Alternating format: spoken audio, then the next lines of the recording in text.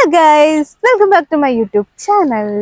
അപ്പൊ ഇന്നത്തെ ദിവസത്തിന്റെ പ്രത്യേകത നിങ്ങൾക്ക് എല്ലാവർക്കും അറിയായിരിക്കില്ല. ഇന്ന് വാലന്റൈൻസ് ഡേ ആണല്ലേ, ഫെബ്രുവരി 14 വാലന്റൈൻസ് ഡേ ആണ്. ആദ്യം തന്നെ എല്ലാവർക്കും ഹാപ്പി വാലന്റൈൻസ് ഡേ.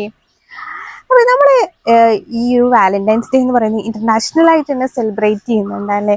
പല ആൾക്കാരും അവരുടെ ഇഷ്ടപ്പെട്ട ആൾക്കാർക്ക് സമ്മാനങ്ങൾ നൽകുന്നു, അവരോടൊപ്പം യാത്രകൾ പോകുന്നു, അല്ലെങ്കിൽ ഇഷ്ടങ്ങൾ തുറന്നു പറയുകയൊക്കെ ചെയ്യുന്ന ഒരു ദിവസമാണ് നമ്മുടെ ഈ ഫെബ്രുവരി 14 എന്ന് പറയുന്നത്.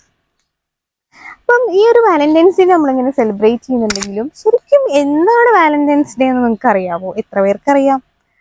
അല്ലെങ്കിൽ എന്തിനു വേണ്ടിയിട്ടാണ്, എന്തിൻ്റെ ഒരു ഓർമ്മയ്ക്ക് വേണ്ടിയിട്ടാണ് ഈ വാലന്റൈൻസ് ഡേ സെലിബ്രേറ്റ് ചെയ്യുന്നത്? അതിന് പിന്നിലുള്ള സ്റ്റോറി എന്താണ്?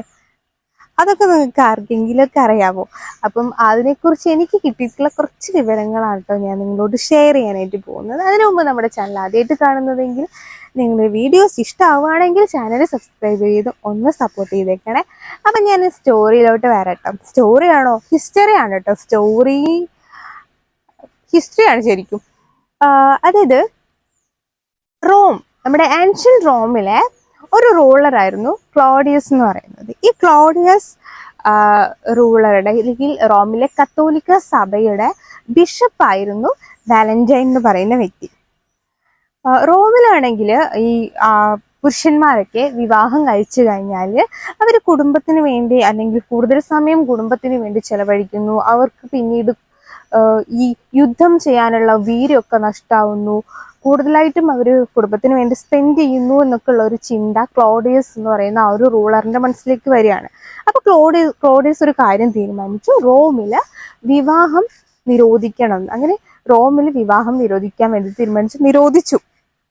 പക്ഷെ ഈ ഒരു അവസരത്തില് പരസ്പരം സ്നേഹിക്കുന്ന ആൾക്കാരെയൊക്കെ കണ്ടെത്തി അവരുടെ മനസ്സറിഞ്ഞുകൊണ്ട് നമ്മുടെ ഈ ബിഷപ്പായിട്ടുള്ള വാലന്റൈൻ അവരുടെയൊക്കെ വിവാഹം രഹസ്യമായിട്ട് നടത്തി കൊടുക്കും. അപ്പം ഈ ഒരു വാർത്ത ക്ലോഡിയസ് തിരിച്ചറിഞ്ഞു, വാലന്റൈൻസ് ഇങ്ങനെ രഹസ്യ വിവാഹങ്ങളൊക്കെ നടത്തി കൊടുക്കുന്നുണ്ട് എന്ന് ക്ലോഡിയസ് തിരിച്ചറിഞ്ഞു. അങ്ങനെ ക്ലോഡിയസ് വാലന്റൈനെ പിടിച്ച് തടവിലാക്കുന്നു. അതുപോലെ തന്നെ വധശിക്ഷയ്ക്ക് വിധിക്കുകയും ചെയ്യാണ്. അപ്പം അതിനിടയിൽ ജയിലറുടെ അന്ധയായിട്ടുള്ള മകളുമായിട്ട് ഈ ഒരു വാലന്റൈൻ സ്നേഹത്തിലാവുന്നു എന്നാണ് പറയപ്പെടുന്നത്. പിന്നീട് ആ കുട്ടിക്ക് കാഴ്ച തിരിച്ചു കിട്ടുകയാണ്. അപ്പം വധശിക്ഷയ്ക്ക് തൊട്ട് തലേന്നത്തെ ദിവസം വാലന്റൈൻ ഫ്രം യുവർ വാലന്റൈൻ എന്ന് എഴുതിയിട്ടുള്ള ഒരു കത്ത് ഈ ഒരു ജയിലറുടെ മകൾക്ക് കൊടുക്കുകയാണ്. അപ്പം ഈ ഒരു ഫെബ്രുവരി 14 വാലന്റൈനെ തൂക്കിലേറ്റല്ല, കഴുത്ത് വെട്ടാനായിരുന്നു ഓർഡർ ഇട്ടിട്ടുണ്ടായിരുന്നത് രാജാവ്. അങ്ങനെ വധശിക്ഷ നടപ്പാക്കിയിട്ടുള്ള ആ ഒരു ദിവസം അല്ലെങ്കിൽ വാലന്റൈനോടുള്ള ആ ഒരു വാലന്റൈൻ്റെ ഓർമ്മ ദിവസമായിട്ടാണ് ഈ വാലന്റൈൻസ് ഡേ ആഘോഷിക്കുന്നത്. അപ്പൊ ഈ ഒരു സ്റ്റോറി ഞാൻ ചുരുക്കി പറഞ്ഞതാണ്, അല്ലാണ്ട് വേറെ കുറെ ഒരുപാട്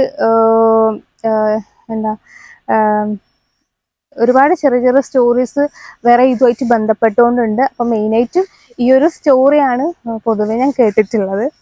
അപ്പം ഇനി വാലന്റൈൻസ് ഡേ എന്തിനു വേണ്ടിയിട്ടാണ് ആഘോഷിക്കുന്നത് എന്നൊക്കെ ചോദിച്ചിട്ടുണ്ടെങ്കിൽ നിങ്ങൾക്ക് പറയാൻ ഈ ഒരു സ്റ്റോറി നിങ്ങൾ ഓർത്ത് വെക്കുക കേട്ടോ.